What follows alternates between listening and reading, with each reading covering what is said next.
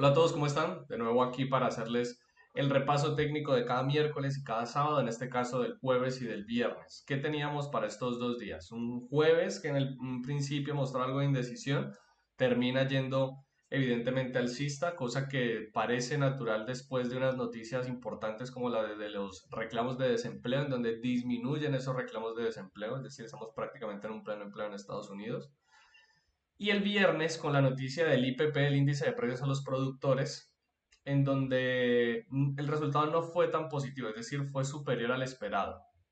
Lo que significa que el IPP es, por supuesto, la inflación, o sea, la inflación de las empresas, lo que me cuesta producir. Entonces, claro, al ser ese valor muy alto, hace que el viernes, por lo menos para mí, haya sido un día muy complicado técnicamente. Ahorita se los voy a mostrar. Y además de que es un día muy complicado técnicamente, muestra en su balance general un comportamiento de indecisión, incluso cierta secuencia bajista prácticamente antes del cierre. Vamos a ver entonces la estructura técnica de este día. Bueno, esto es lo macro. Este es el jueves y viernes para que lo tengan en cuenta, por supuesto. Jueves y viernes y aquí pues el resultado de la noticia de la inflación.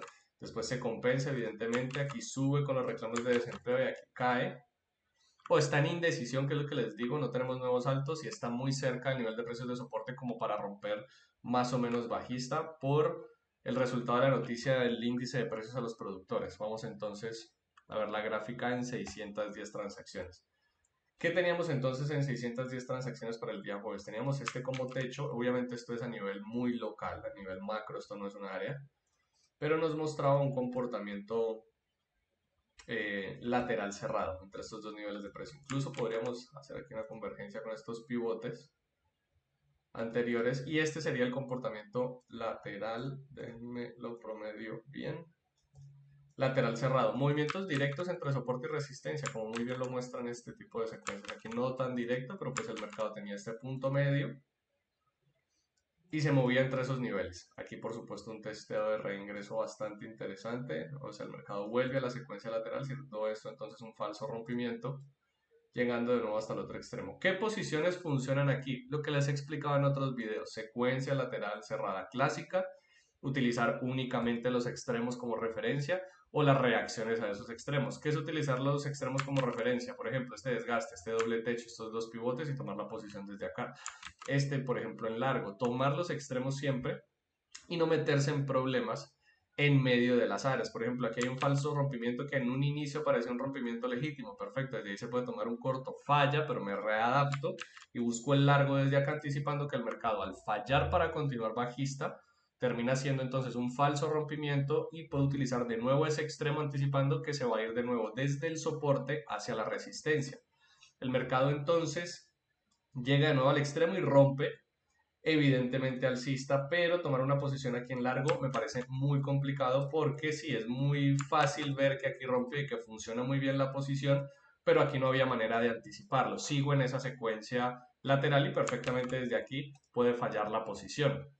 Después entonces el mercado avanza evidentemente alcista y da una muy buena posición en retroceso profundo. Excelente trade del día sin duda.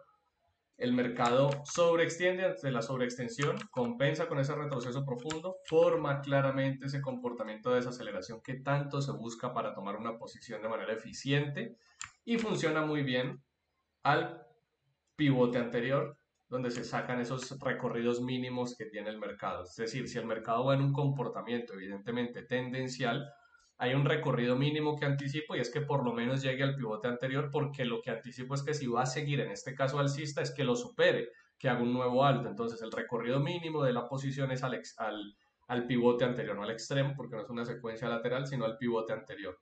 Anticipando evidentemente que rompa, que eventualmente lo hace, pero no lo hace inmediatamente. Le cuesta aquí un poco, pero aquí también se pueden tomar posiciones en largo, más que aquí, sobre todo, digamos, por acá, que viene siendo como sobre el mismo nivel de precios, anticipando que el mercado mantenga su secuencia alcista. Ya después, en el postmercado, bueno, déjenme, voy a mover esto aquí un momento. Ya lo reacomodé, tenía mal acomodado el cierre y la apertura. El mercado entonces rompe en este movimiento alcista, o sea, termina siendo ese nuevo alto.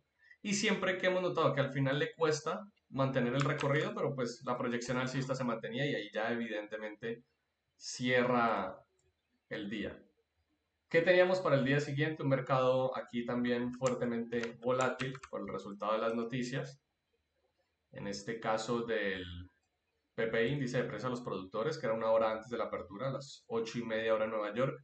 El mercado rompe fuertemente bajista, es una respuesta natural, se equipara a la inflación, al IPC, que es el índice de precios al consumidor, pero no al mismo nivel, por supuesto. La respuesta del IPC, como lo podemos ver acá, o para recordarlo, es mucho más fuerte, ya que la noticia como fundamental que impacta el mercado es mucho más importante. Pero vean que el resultado de la noticia termina siendo el mismo. ¿Eso significa que podemos operar las noticias? No lo recomiendo yo, no cuando se opera en esta escala. Importante en este día tener en cuenta el punto mínimo. Este de acá va a ser bastante importante porque es de donde el mercado va a testear para cerrar. Entonces el viernes, como les digo, me parece un día técnicamente muy complicado, en donde el mercado mostraba en un inicio esta secuencia muy profunda en donde desde el desgaste y mostraba un pivote anterior arrancaba. Aquí empieza a ocurrir lo mismo, pero ¿cuál es el inconveniente? Que estamos ya en el punto mínimo de la sesión anterior y uno no debe enfrentarse a las áreas. Tomar una posición entonces en corto, ya cuando llegó a ese extremo, termina siendo muy complicado. ¿Cuál termina siendo muy buena entrada? Cuando el mercado se devuelve por completo hasta acá y como podemos ver, respeta aquí este nivel de precios, que es este anterior, y hay una muy buena posición en largo o en su defecto esta de acá, donde se forma ese comportamiento de desaceleración que les explico es óptimo para poder tomar las posiciones, que viene siendo este de acá, una excelente entrada en largo, que se termina devolviendo precisamente hasta el precio de apertura, que viene siendo más o menos este de acá. Vean cómo llega. El mercado entonces lo supera ante la sobreextensión, llega a este excelente retroceso profundo que funciona perfecto al pivote anterior y que ya no logra mantenerse en la secuencia alcista, que es donde les digo que se complica mucho la estructura. O sea, hasta aquí difícil tomar posiciones, buenas posiciones vienen siendo estas en corto, anticipando que el mercado viniese a este punto mínimo del premercado. Estas secuencias que son comportamientos de tendencia tranquila clásicos a la banda media, que es cuando el mercado respeta la banda externa, entonces uno anticipa el retroceso a la banda media para que mantenga el recorrido simple tendencial.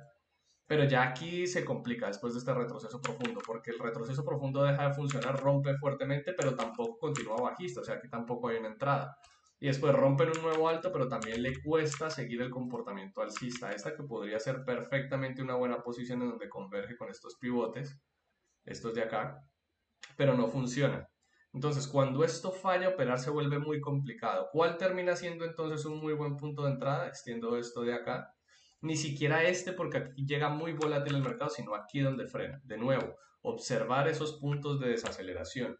Aprendan a observar el comportamiento de desaceleración para posicionarse de manera eficiente en el mercado. Y esta termina siendo una posición complicada en un rango lateral después de una gran extensión, pero que funciona muy bien hacia el punto mínimo del día viernes y del día jueves. Entonces hay una proyección evidente desde ese punto, una posición que normalmente uno la buscaría desde acá, pero al ser tan volátil no la logra y solo se toma una vez se detecta esa desaceleración con un recorrido mínimo de nuevo al pivote anterior y un recorrido máximo precisamente a ese nivel de precios importante que no se logra romper y sobre el cual el mercado consolidar todavía. Está intentando mantener el recorrido bajista, pero sigue como alrededor de esa línea sin romperla contundentemente.